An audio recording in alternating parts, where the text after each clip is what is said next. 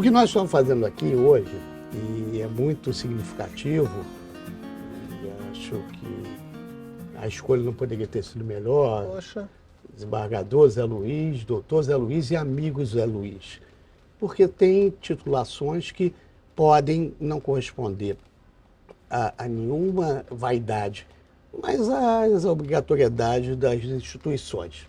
Então, tratando assim, a gente entende melhor, porque não é algo seu, é algo como vem em você. Perfeito. Então, nós temos aqui um amigo, acima de tudo, um advogado que foi um dos primeiros nomeados na lista do 5º Constitucional, na gestão que iniciou-se com o Adir Damus, sem se desfazer das demais, das anteriores, né?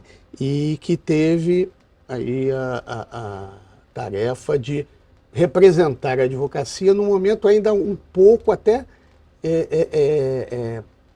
preocupante e um pouco duvidoso de como seria ser um juiz depois de ter uma carreira muito exemplar e brilhante na advocacia.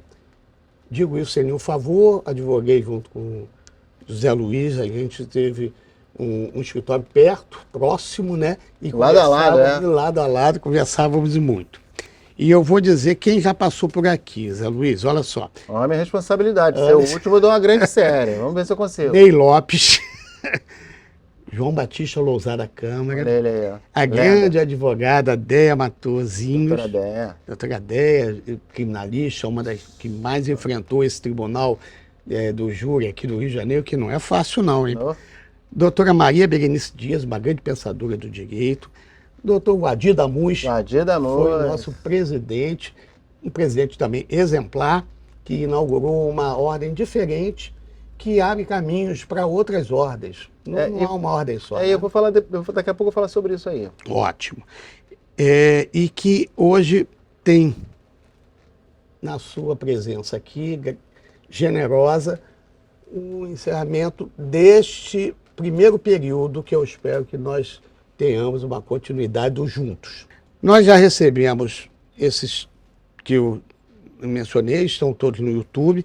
Você é uma pessoa que eu conheço pessoalmente, então eu acho que para aliar essa visão pessoal, botar na perspectiva, né, jornalística, que a Clara sempre nos orienta, você que é formado lá pelo FRJ, que já foi presidente da Associação dos Advogados Trabalhistas, da Carioca, advogado trabalhista ACAT, de onde todos nós... Porque você hoje é do Conselho.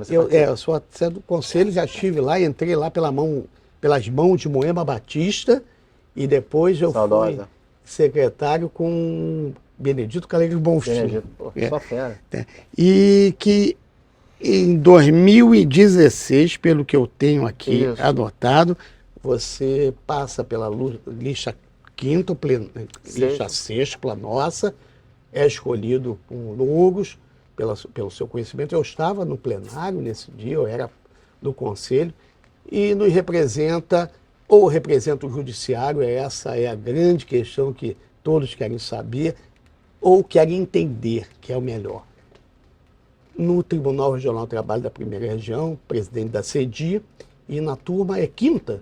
Agora eu estou na segunda turma. Mas esteve na quinta, às vezes vai à quinta. Né? Às vezes vou lá só para pegar um resquício que ainda tenho e vou diminuindo. Então, desembargador, doutor, amigo José Luiz Campos Xavier, vou te fazer uma pergunta geral, que daí a gente vai conversar. Manda! Você conhece muito bem a realidade dos dois lados, né? Vamos começar assim com um panorama geral dos principais atritos que os advogados e os magistrados se encontram nesse conflito de interesses dentro do judiciário. Você vindo de um lado, estando de outro já há algum tempo, já bem entrosado com o Poder Judiciário, sem perder a ternura. O que você me diz disso? Como é que é isso? Marcos, primeiro assim, muito do que você falou aí a meu respeito é praticamente inexistente, né? Apenas o amigo Marcos que poderia falar tanto a meu respeito. Agradeço profundamente, assim, eu estava comentando em off aqui, a gente já se conhece há bem uns 40 anos, né? A gente começou praticamente juntos aqui pertinho, no prédio do Sindicato dos Médicos. Exato. E, enfim, o meu despertar na advocacia foi muito vendo a tua atuação, do Gustavo Tadeu Alckmin, Rita Cortez, que eram os exemplos que eu tinha mais próximos ali, né? Custódio, né? O querido Custódio. Uhum. E eu vi a participação de vocês na militância da advocacia, que não era nem um pouquinho menos aguerrida do que a militância de vocês na advocacia, ou seja, era a teoria e a prática, vocês sabiam conciliar bem. E eu sempre fiquei observando isso, né? E essa história do quinto constitucional, ele nunca surgiu na minha vida. Eu nunca tive dúvida de que eu queria ser advogado. E eu segui marchando nessa minha convicção em 88, né, quando eu me formei aqui na UFRJ, até 2006, que foi o primeiro ano da primeira gestão do Vadi.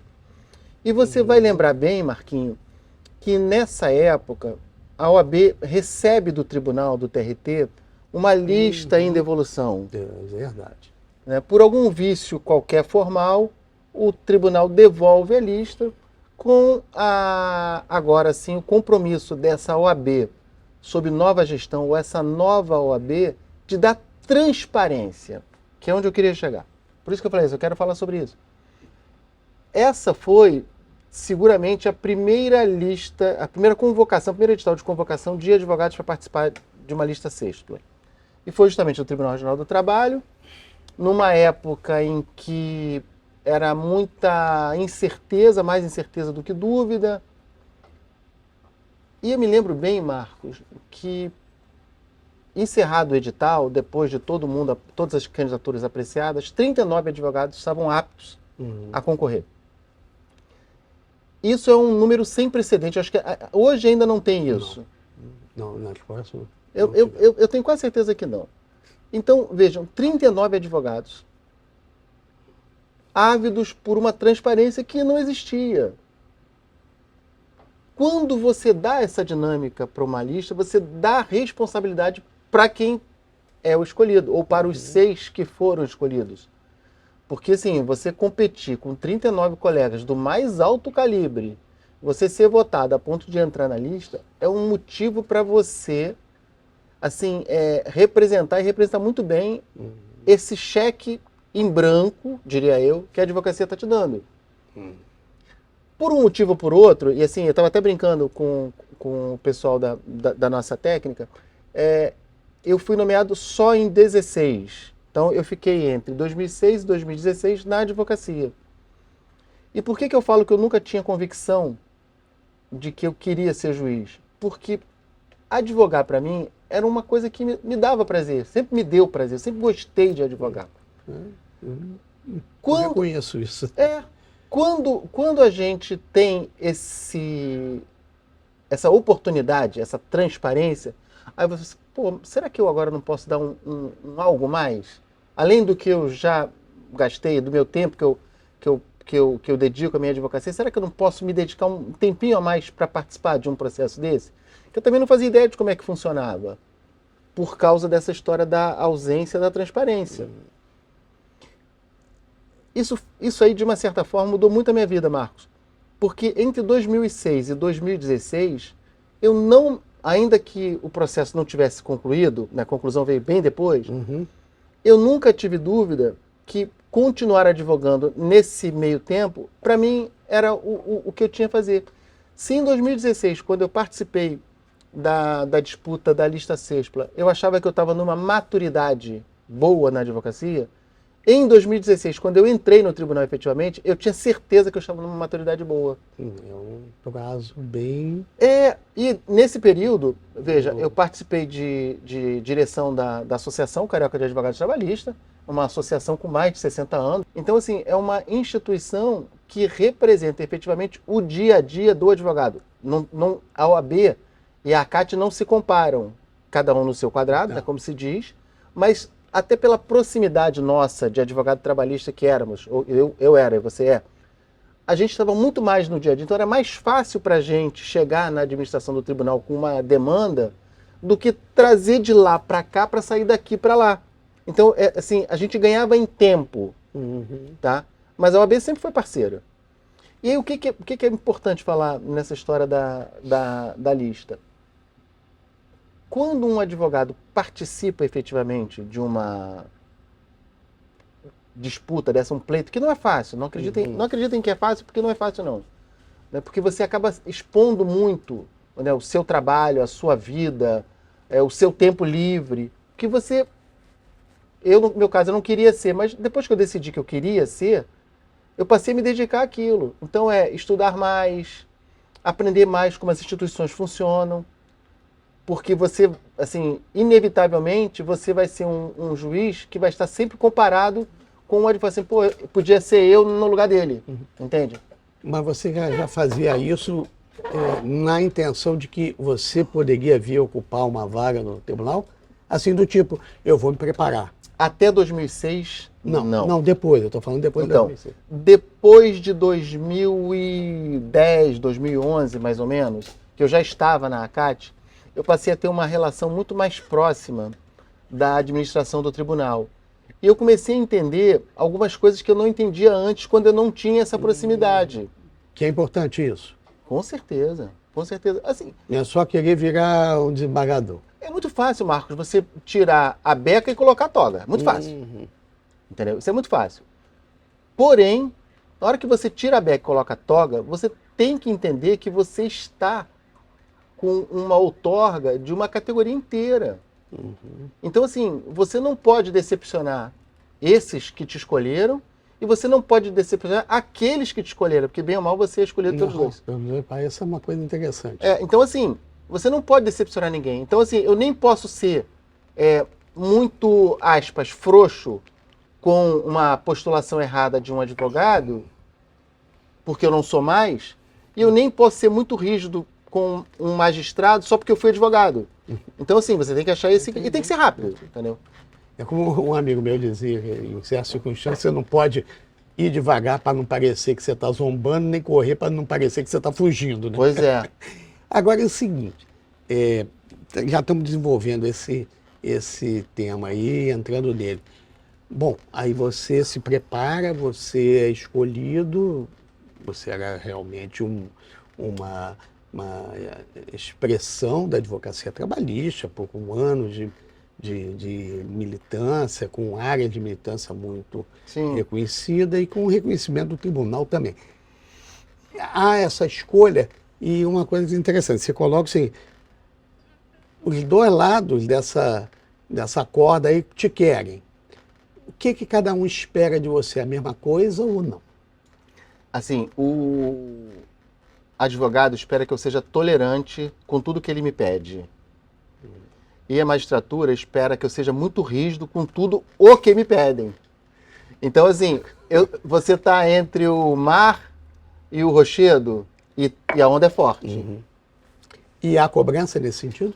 Interna, do tribunal e da advocacia, dos dois, sempre. Olha, Vamos assim, tratar sempre dessas duas partes para também não podemos aqui Marcos Vinícius, segmentar. Eu vou falar para você uma coisa que eu faço desde o primeiro dia que eu entrei naquele tribunal. Eu estou todos os dias na casa, a não ser quando eu tenho alguma atividade externa, que evidentemente eu não teria como. Fora isso, eu estou todos os dias no tribunal. O que isso quer dizer? Que eu estou acessível a todos os advogados que me procurem. Isso é verdade. Então, se um advogado precisar despachar uma ordem liminar ou uma decisão de urgência, que seja numa sexta-feira às 5 horas da tarde, ele por acaso vai me encontrar no tribunal.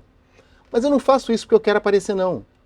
Eu faço isso... Você sabe que isso é importante. É importante.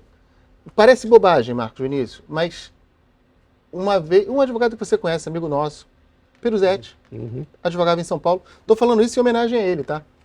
Que é uma pessoa que eu gosto muito. Muito o Luiz querido, Paulo, muito querido mesmo. Presente em uma das comissões aqui nossas. Muito querido e muito atuante. Eu me lembro perfeitamente disso. Um belo dia me ligam para o gabinete uma sexta-feira e falam assim, o desembargador está na casa? Porque o advogado quer despachar com ele, mas é um advogado de São Paulo, vai pegar um voo para chegar aí no aeroporto de Santos Dumont para despachar.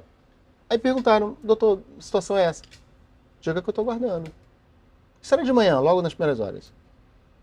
Meio-dia ligaram assim, teve um problema aqui no aeroporto, não sei o que, fechou, não vai levantar o voo, mas o voo só vai sair às tantas horas, vai chegar às tantas horas, o advogado precisa despachar com o juiz, diga que eu estou esperando.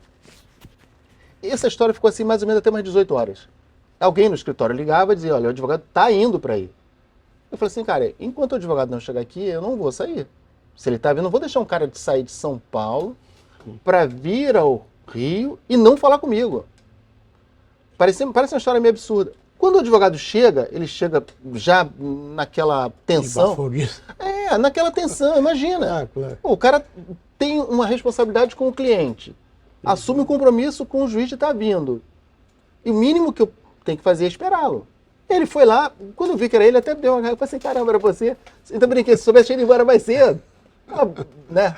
Mas enfim, é só para descontrair. Onde é que eu estou querendo chegar? Assim, porque eu me fiz uma promessa de que eu, enquanto juiz, não queria passar por alguns dissabores que eu passava quando eu era advogado. Às vezes eu chegava de manhã, e você sabe disso, chega de manhã para despachar com o juiz, o juiz está vindo, está chegando. Pois é. Assim, eu não estou falando isso, não é uma crítica, é uma constatação. E aí entra uma questão. Eu advogo há 40 e tantos anos, acho que menos um pouquinho do que você. Não, você é mais, com certeza mais. Você começou um pouquinho depois também. Não, eu comecei a advogar em 88, você já é advogado desde quando? 86? 84 com Maués. Já então, pois é. Pouquinho só.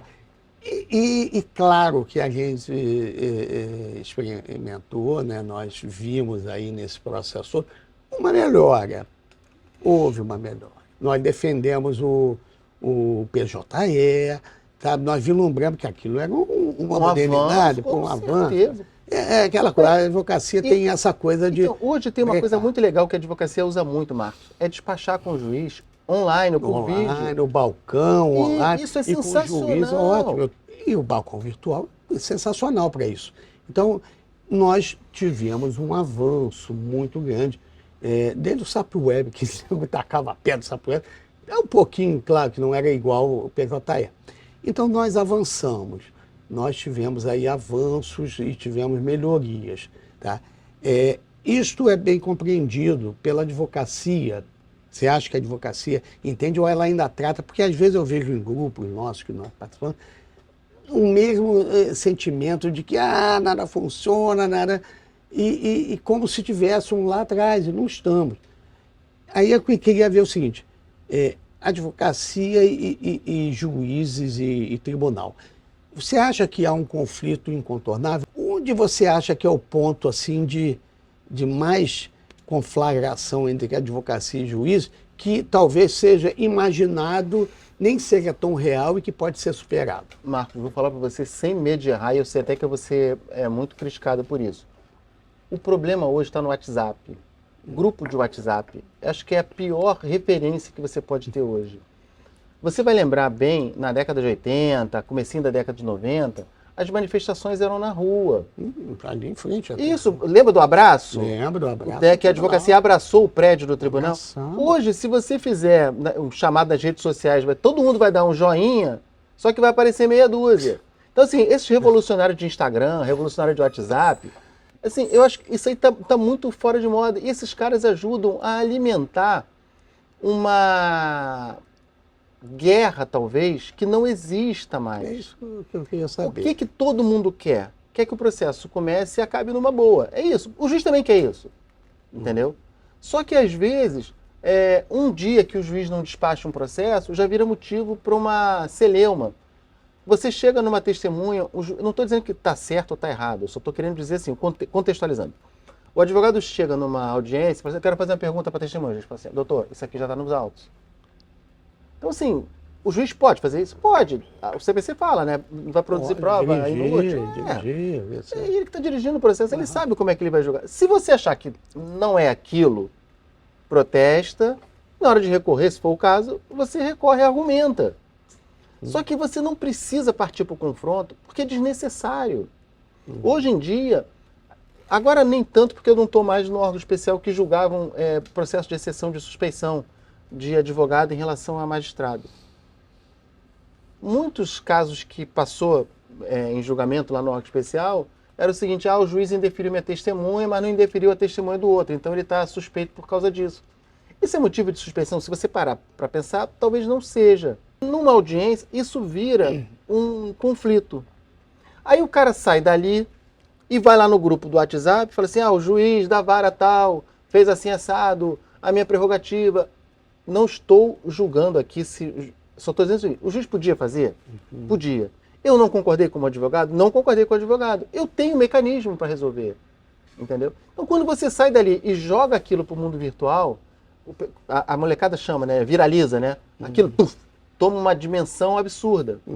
E às vezes a história nem chega tanto. Então cria uma celeuma, uma cisânia, que acho que não tem mais cabimento. Tá.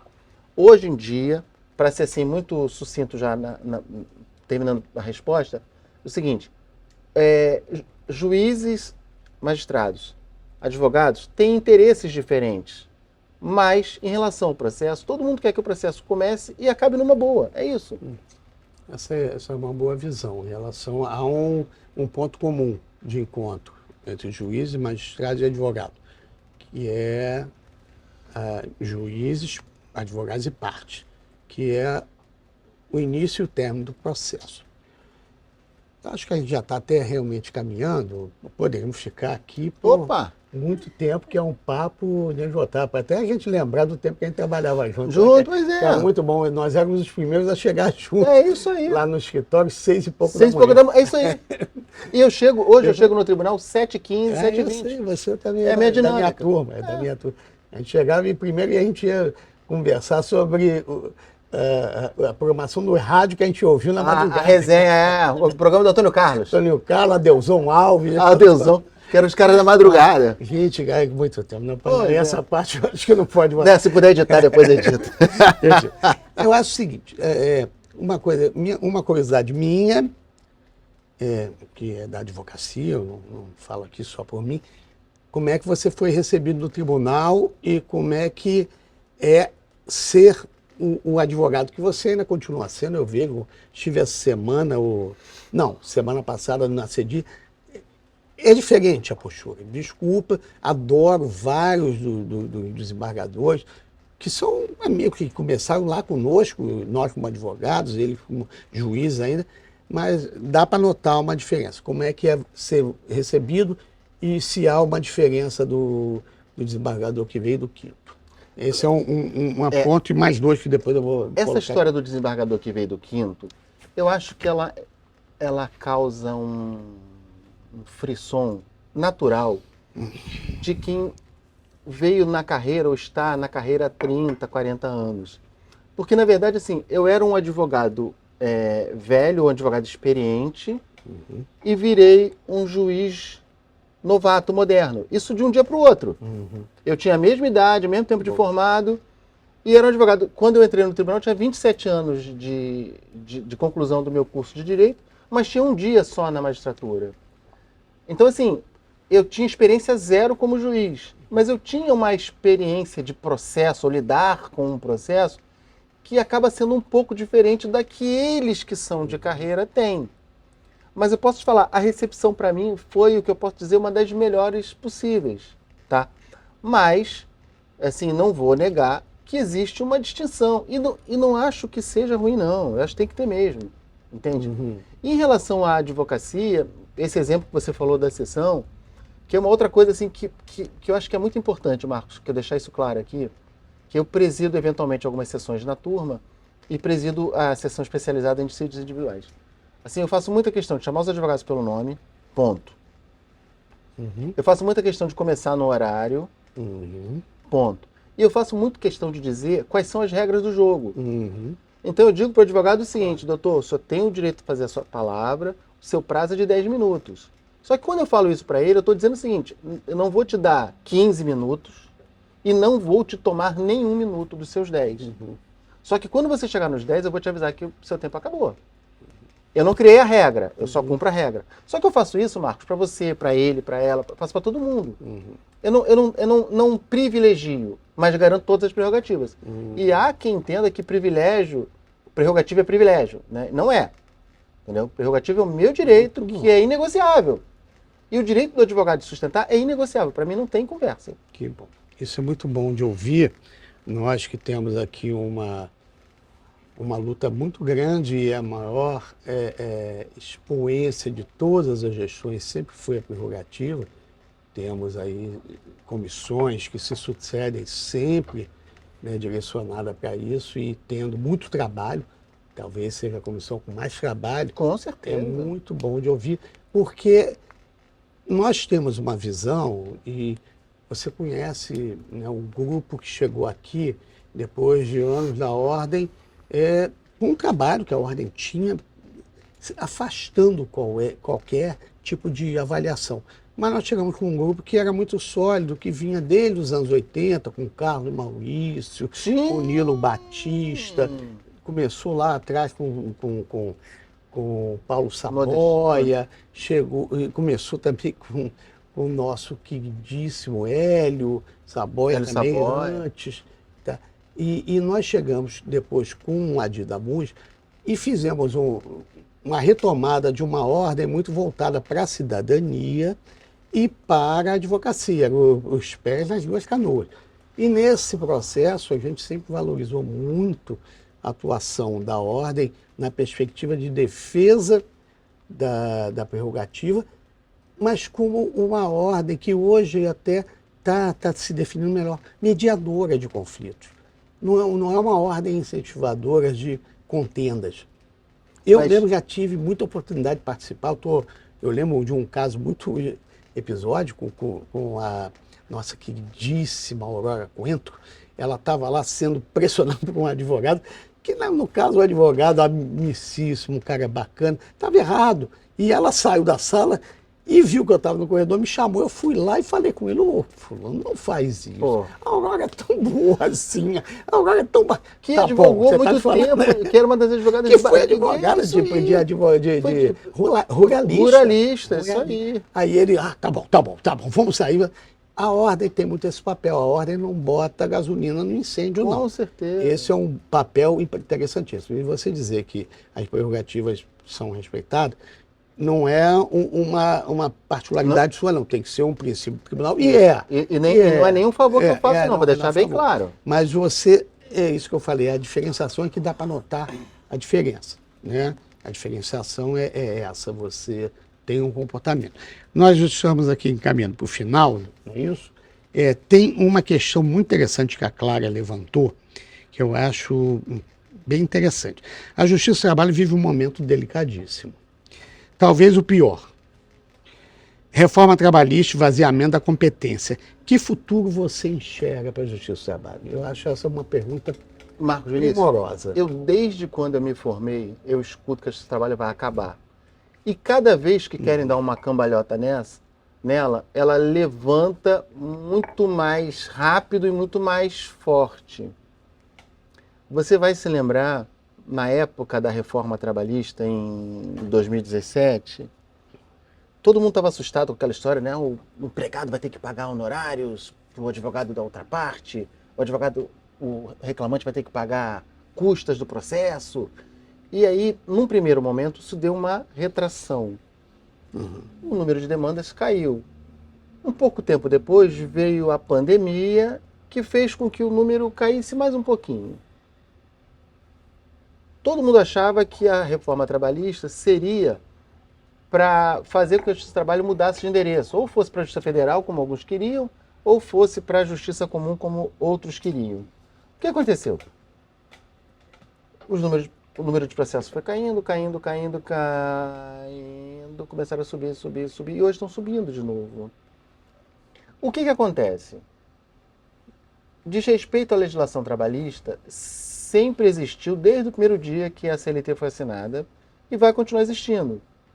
Temos menos postos de trabalho hoje formalmente inscritos? Sim, diria. O número de desemprego aumenta? Sim, aumenta.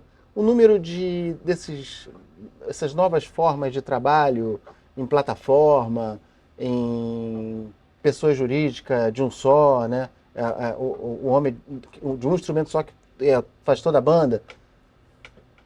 Isso, de uma certa maneira, nos faz pensar que a Justiça do Trabalho é menos importante. Só que a CLT de 80 anos, eu falava isso na época que veio a lei da reforma, a Assim, os caras mexeram na CLT onde eles achavam que podiam. Só que tem 3 artigos, na verdade 4.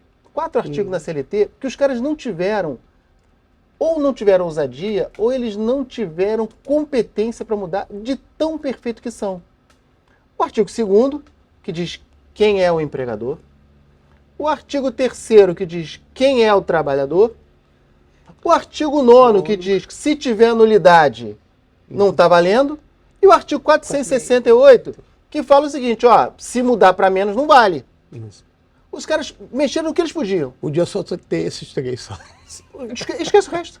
Esquece o Nem resto. Constituição Americana, só a segunda emenda. Pronto. E ó, ficamos por aqui. Então veja, cada vez que tentam dar essa cambalhota, a Justiça do Trabalho ela se reafirma e aparece. Eu participei de um evento no TST, há umas 2 ou 3 semanas atrás, que era sobre algumas questões sociais que a Justiça do Trabalho vem enfrentando hoje. Exemplo, trabalho análogo à escravidão, que por incrível que pareça, ainda é muito forte no país, no Rio de Janeiro, inclusive, estado do Rio de Janeiro. Tristeza. O trabalho infantil e o trabalho seguro, ou as precarizações de trabalho que fazem com que o trabalho não o seja, ou seja, não é seguro. E aí você começa a entender que existe uma pauta social por conta de uma legislação trabalhista, que também é uma legislação social. Aí você avança mais. Você avança nos julgamentos com perspectiva de gênero. Agora, tema do momento, assédio eleitoral. Então, assim, a Justiça do Trabalho, ela é... Sabe quando você derrama o copo? Você é um copinho só, mas você nunca viu tanta água na tua vida, né? E ela vai se esparramando. É isso, a Justiça do Trabalho é um copo d'água que vai esparramando. Beleza.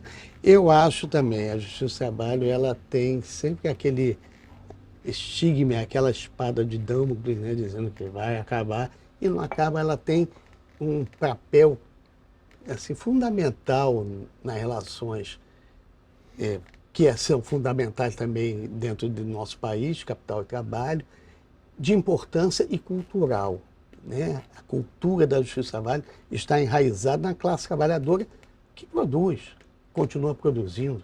Isso tudo que nós estamos vendo aqui ao nosso redor, nossas roupas, as luzes, é a classe trabalhadora que faz isso. Isso não surge do nada.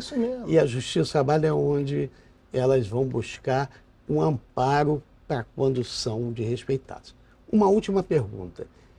A importância das entidades, tipo a Ordem, a CAT, que você já foi presidente, para a organização da advocacia e para esse relacionamento com o judiciário. Marco Vinícius, a gente se diz numa sociedade civilizada.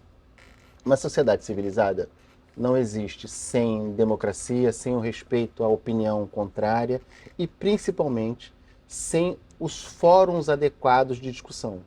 A OAB é um fórum adequado de discussão, entendeu? A advocacia, você não tem como dizer que o advogado seja um tipo de advogado padrão. Dentro da advocacia você tem várias classes de advogado. O advogado que é o dono do mega escritório, o advogado que está começando na carreira, que tem só um cliente, o advogado que trabalha para outro advogado, e o advogado que trabalha para a empresa. Então, assim, você tem muitas facetas na advocacia. Nessa história de você ter muitas facetas na advocacia, você precisa que todas essas ideias convirjam. E para onde é que elas vêm? Para aqui, OAB do Rio de Janeiro. OAB em geral, mas no nosso caso. Então, assim, você precisa ter um local onde as pessoas possam discutir e onde as pessoas possam amadurecer as ideias. Mas que sejam, entendeu? Mas eu acho que o debate tem que prescindir. A advocacia trabalhista, a OAB, ela serve como essa interlocução com os tribunais. É bem provável que um advogado, qualquer que seja, que queira ser atendido por um presidente de tribunal, o faça.